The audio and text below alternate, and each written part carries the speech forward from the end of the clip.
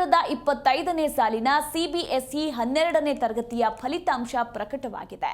2025ರ ಶೈಕ್ಷಣಿಕ ವರ್ಷದ 12ನೇ ತರಗತಿಯ ಫಲಿತಾಂಶಗಳನ್ನು ಪ್ರಕಟ ಮಾಡಲಾಗಿದ್ದು, ವಿಶೇಷ ಅಂದ್ರೆ ಈ ಬಾರಿ 91% ವಿದ್ಯಾರ್ಥಿನಿಯರೇ ಮೇಲುಗೈ ಸಾಧಿಸಿದ್ದು, 88.39% ಮಕ್ಕಳು ಪಾಸ್ ಆಗಿದ್ದಾರೆ.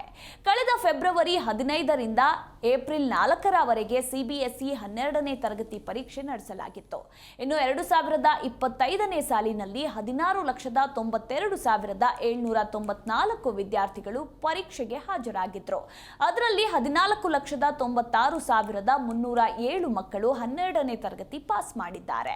ಈ ಬಾರಿ ಸಿಬಿಎಸ್ಇ 12ನೇ ತರಗತಿ ಪರೀಕ್ಷೆಯಲ್ಲಿ 99.60% ಫಲಿತಾಂಶ ಪಡೆಯುವ ಮೂಲಕ ವಿಜಯವಾಡ ಇಡೀ ದೇಶದಲ್ಲೇ ನಂಬರ್ 1 ಸ್ಥಾನ ಪಡೆದಿದೆ. ಇನ್ನು 79.53% ಫಲಿತಾಂಶ ಪಡೆದ ಪ್ರಯಾಗ್ರಾಜ್ ಕೊನೆಯ ಸ್ಥಾನದಲ್ಲಿದೆ. ನಮ್ಮ ಬೆಂಗಳೂರು 95.95% ಫಲಿತಾಂಶ ಪಡೆಯುವ ಮೂಲಕ 4ನೇ ಸ್ಥಾನದಲ್ಲಿ ಗಮನ ಸೆಳೆದಿದೆ. ಇನ್ನು ವಿಶೇಷ ಅಂದ್ರೆ ಇಡೀ ದೇಶಕ್ಕೆ ಈ ಬಾರಿ ವಿಜಯವಾಡ ಫಸ್ಟ್ ಬಂದಿದೆ.